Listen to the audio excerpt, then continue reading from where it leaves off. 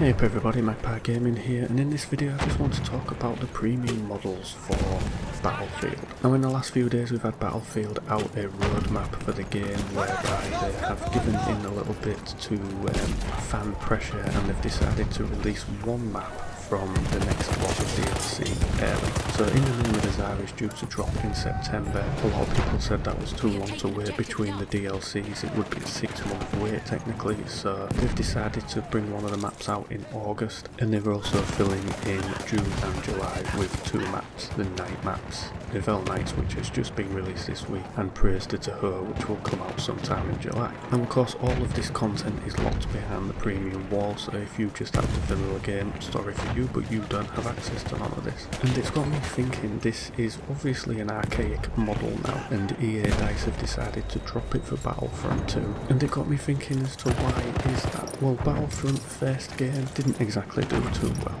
You're given the Star Wars license and that is all you come up with. I mean, personally I enjoyed the beta of this game, but when they showed the pricing models for the actual game I decided not to purchase it because way too much content was locked behind the premium paywall, and the actual vanilla game itself just didn't seem like it'd be worth the £40 odd that you'd have to pay for it. So if you wanted the full experience from it you needed to purchase the premium, and it was just, I don't know, it's too expensive for me. And to be honest, afterwards once the reviews came out of the full game I'm glad that I didn't buy into it. But Battlefront 2 arguably is looking a lot better, and they've decided to drop the premium altogether. All of the DLC that comes out for this game will be released free after launch. So what they're going to do is they're going to call it seasons, and the first season will launch towards the end of the year, and each season is going to be themed around different parts of the Star Wars universe. So the first one's going to be themed around the movie which will launch this year, and that is of course The Last Jedi. But I'm assuming that somewhere along the lines there will be a catch, because you're not going to create premium content for this game but give it away for free. So I'm assuming that there may be microtransactions in the game somewhere. I haven't been able to find any information out about this right now, but for a publisher to basically say, oh here's the game and you can have the rest of it for free, is one of the oddest things that I have ever known. And EA along with the Battlefield franchise are probably the ones that have pushed the premium model the most within the past, but they now seem to be doing a complete U-turn on this, and it's just got me a little confused. I can't really understand why they're doing it. Well, that's a bit of a stupid thing to say really. I can understand why they're doing it, because it will obviously make this game a lot more popular. You're only going to have to pay out for the base game and everything else will come for free. You know, that's one of the deals of the century really. But they have to make that money up somewhere else. So does that mean that the content that come out they won't put as much into it because they're not making any money out of it? I don't know. I get a feeling that they're going to put their all into it though, because the more people that want that, the more people have to buy the base game. So I guess that they're going to try and level out the disparity between the base game and the premium model by getting people to basically buy into it more, buy more of the base game, and that will cover the costs of what producing the DLC will cost them. Now for the Battlefront franchise, that is good. You know, a lot of people are going to buy that game, I myself included, but where does it leave the Battlefield franchise now? Battlefield has announced that there will be a new game launching next year, but for the current Battlefield 1 title it is locked with the premium, and it's just got me thinking, why don't they just drop the premium now? Why don't they just shelve it? Or why don't they say, after In the Name of Desire, why don't they make the next 2 DLCs free for everybody? The current 2 that we have will be released for free anyway eventually, as with Battlefield 4 all of the DLC was released for free eventually. You just had to download it within a set window to qualify to get it free. So I really don't understand why they're going to continue with this premium model. I do understand that people have bought into premium, myself included, so there'd be a lot of people out there that would be probably a little bit pissed off that everybody was getting something for free, but there are ways that you could compensate people like that. You could for instance just refund them their money, or you could offer say Battlefront 2 as an incentive to allow the freemium model to take part, or you could offer a free game to people for it. But I think that it's something that they should consider. They're obviously struggling with the premium model for Battlefield 1, they're struggling with the player count for that game, and I don't think pushing premium on people still when you're going to have a massive game like Battlefront 2 launch that's going to be free with their DLC. Don't think that's going to help Battlefield 1 at all.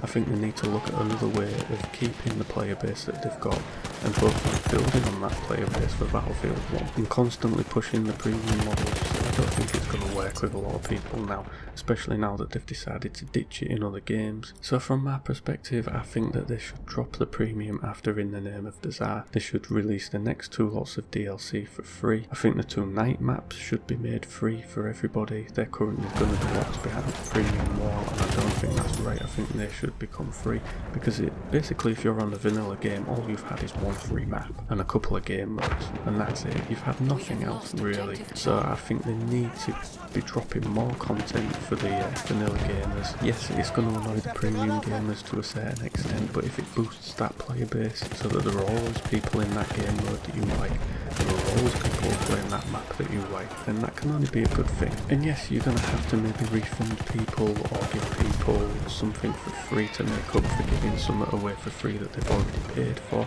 I understand that. I know that that would be a bit of a messy foul, but something has to change with Battlefield 1 now. You've got a massive franchise in Battlefront 2 launching that's going to do everything for free, but then you've still got this other game that's locked behind it. I don't believe that's going to work. I genuinely do think that if they want to save the Battlefield 1 franchise, then they have to do something with it, and they have to do something fast. They've got to look at making more content available to the vanilla gamers and allowing them better access to maps and modes. Hopefully something along the line will change. I know that they've tried really hard in the last week to appease people. You know, releasing Lupco Pass a month early is a good move, it's a good map, but I don't believe it's enough to entice people into the premium model or to pay for the DLC at all. I think, in my personal opinion, it just smacks of desperation a little bit. I think dropping premium for Battlefront has put Battlefield on the back foot.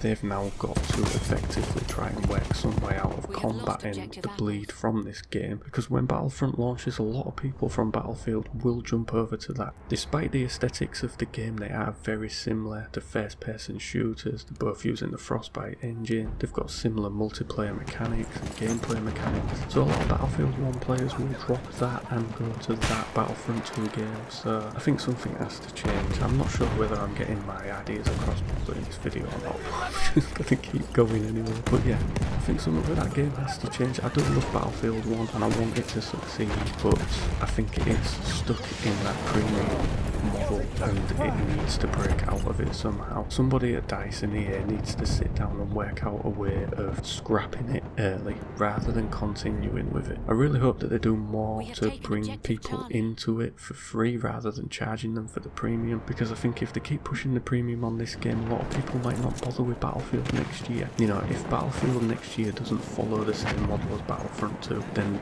they're idiots, basically, in my eyes, because if you try and push premium on people again, it's just not going to work. Now you've dropped it, you've set the precedent for that, and you can't then go backwards. But there again, this is the gaming industry, and we all know how mental and mad it can be with some of the decisions that they make. So we'll just have to see what happens. That's my opinion. That's my personal opinion on Battlefield 1. I think it needs to drop the premium model, compensate those that have bought into it with something else, you know, give them a free game or give them some of the money back, whatever, but you need to do something to bring people back to this game and indeed to bring new people into it. But that's just my opinion. I could be entirely wrong with everything I've said, but I'd like to know what other people think about this subject. Should Battlefield 1 now drop its premium and go down the free DLC model that they're going to apply to Battlefront? I do, but I'd like to know what you think. Let me know what you feel in the comment section down below. As always, thank you very much for watching and listening.